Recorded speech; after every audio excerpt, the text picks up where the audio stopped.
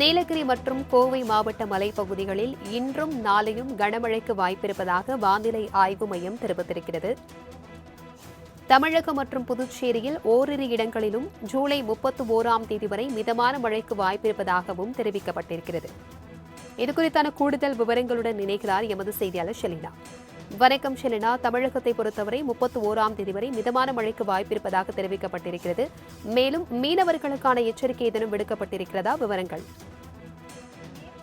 காற்று வேக மாறுபாடு காரணமாக தமிழகத்தை பொறுத்தவரையிலும் அடுத்து வரக்கூடிய 31ஆம் தேதி வரையிலும் லேசானது முதல் மிதமான மழைக்கும், இன்றும் நாளையும் நீலகிரி, கோயம்புத்தூர் ஆகிய மாவட்டங்கள் மலைப்பகுதிகளை பொறுத்தவரையிலும் ஓரிரு இடங்களில் கனமழை பெய்ய வாய்ப்பிருப்பதாக சென்னை வானிலை ஆய்வு மையம் தெரிவித்திருக்கிறது.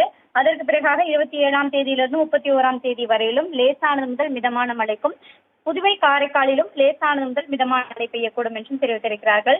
சென்னை மற்றும் புறநகர் சென்னையை பொறுத்தவரையிலும் அடுத்த 24 மணி நேரத்திலிருந்து 48 மணி நேரம் வரையிலும் நகரின் ஒரு சில பகுதிகளில் இடி மின்னலுடன் கூடிய லேசானது முதல் மிதமான மழைக்கும், அதே போல வானம் ஓரளவு மேகமூட்டத்துடனும் காணப்படும் என்று தெரிவித்திருக்கக்கூடிய நிலையில் மீனவர்களுக்கான எச்சரிக்கை தமிழக கடலோர பகுதிகளில் 25ஆம் தேதியிலிருந்து 29ஆம் தேதி வரையிலும் மன்னார் வளைகுடா மற்றும் அதனை ஒட்டியிருக்கக்கூடிய தென் தமிழக கடலோர பகுதிகள் மற்றும் குமரிக்கடல் பகுதிகளுக்கு மீனவர்கள் யாரும் செல்லக்கூடாது என்றும், அந்த பகுதிகளில் சூறைக்காற்று என்பது அதிக அளவில் வீசக்கூடும் என்றும் தெரிவித்திருக்கிறார்கள்.